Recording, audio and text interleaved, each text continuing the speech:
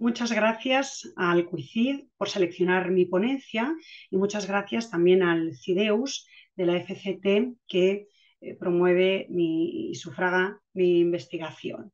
En este caso, sobre los arrastres simbólicos a esculturas. Mi planteamiento es si manifiestan una búsqueda democrática o no. Es decir, durante el tiempo del COVID hubo un exceso de ataques a esculturas que nos recordaron una situación social que sucede desde tiempo inmemorial.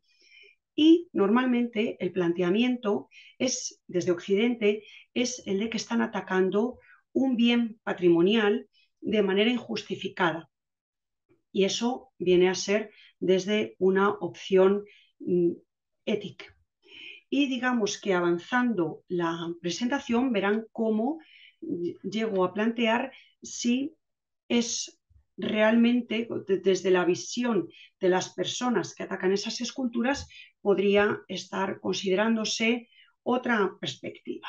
Bien, voy a compartir la tela para hacer mi presentación. Bien, parto de varias ideas.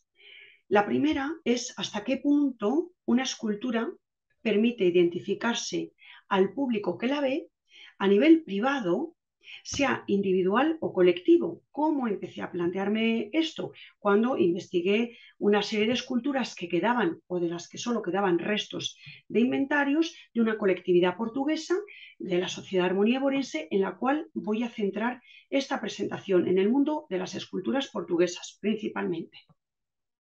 Y ahí muestro esa escultura de Herculano difuminada con esa idea, representando esa idea de hasta qué punto una imagen que ve la persona puede identificar el sueño de lo que cada uno quiere ver.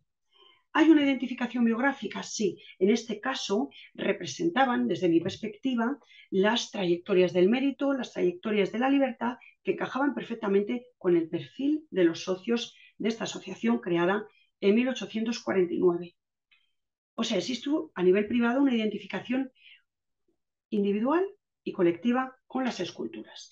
Además, hay otro elemento que fue esencial durante el siglo XIX, que fue aquel que estudió Pierre Nora sobre la llamada de atención de cómo las esculturas contribuían a crear a la apropiación cultural de un espacio mediante esa inserción simbólica de una escultura.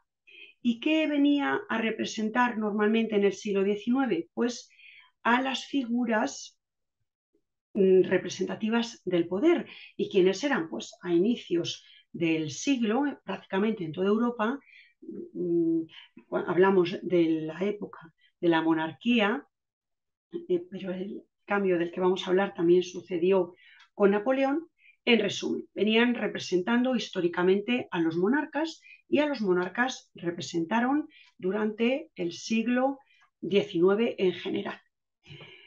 Sirvieron para la construcción del proceso de Estado-Nación, según el cual, para construir esa nación, se hacían esculturas a reyes, se hacían esculturas a aquellas figuras que se suponía que representaban a los grandes espíritus de la nación, como en este caso podía ser Luis de Camões en la plaza que lleva su nombre, en el centro de Lisboa, o los grandes conquistadores, como en este caso Vasco de Gama, que eran escogidos en función de los gustos de cada tierra, poco menos.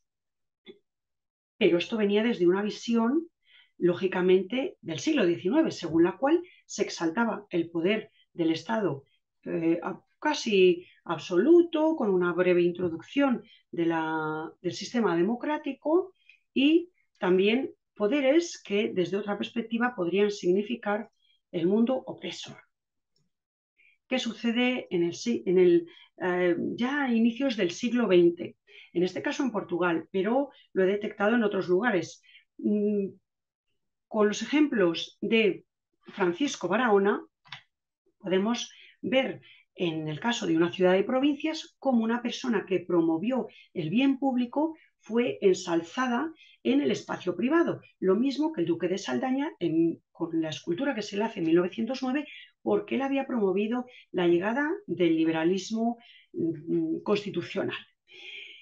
No casualmente, estas esculturas van a coincidir con la llegada casi inmediata de la República. Y aquí sigo para apoyarme en estas teorías de hasta qué punto mudaron, las esculturas fueron repartiendo el mensaje de que servían para democratizar a la nación y me baso también, como decía, en las teorías de João Silva, Entertaining Lisbon, que muestra cómo a través de las formas de entretenimiento y de los espectáculos se difundió la idea de un nuevo poder, de la necesidad de un poder más democrático. Y lo mismo apoyan Pedro Tavares de Almeida y Moreno Luzón en su libro colectivo de Politics of Representation, a través de las caricaturas, a través de la prensa y de numerosas formas que iban difundiendo nuevas formas de poder. Yo he creído leer ese proceso a través de las esculturas, o sea, efectivamente iban produciendo una identificación entre los intereses de las colectividades y aquello que representaban en el espacio público. Una vez más, a lo largo de la historia, se dieron los regicidios, pero también se atacaron simbólicamente las esculturas que lo representaban. Y siguiendo las teorías de Maurice Aguilón sobre cómo la República, las esculturas de la República contribuyeron a difundir una imagen consensuada del Estado a través de el control que se tuviera de la imagen de esa república o la libertad estética que representase, se supone que estaban en una perfecta unión con la idea que se quería difundir desde el Estado.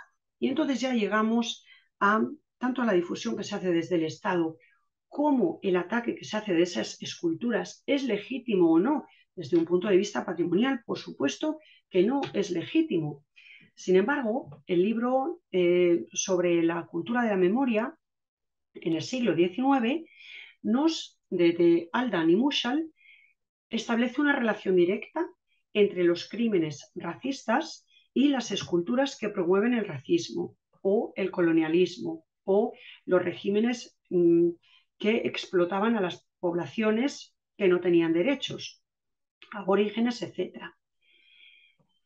Entonces, ¿hasta qué punto las esculturas son reproductoras de unos padrones y unas ideologías que están, digamos, que van detrás, ¿no?, en el sujeto representado?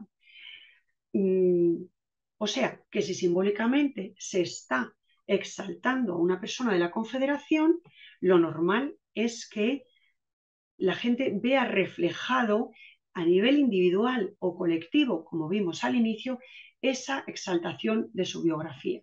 Ya, para terminar, pasando a esa visión EMIC, pues tendríamos que ver cómo las minorías, los grupos marginados desde el poder, sea durante un periodo de franquismo, aquellos grupos que defendieron la democracia, como desde esa perspectiva de la alteridad, del que no tiene ninguna representación en el poder, siguiendo los criterios de Gayatri Spivak, ni en la sociedad, deberíamos plantearnos, al contrario, en la línea que ya viene haciendo el ICOMOS, de hasta qué punto es legítimo mantener en el podio simbólico a dirigentes que atacaron los derechos humanos y hasta qué punto esto se corresponde o no con los Objetivos de Desenvolvimiento Sustentable de la ONU. Muchísimas gracias, espero vuestros comentarios, he dejado el mail en todas las diapositivas y espero que ahora podamos igualmente hablar en el debate. Muchas gracias.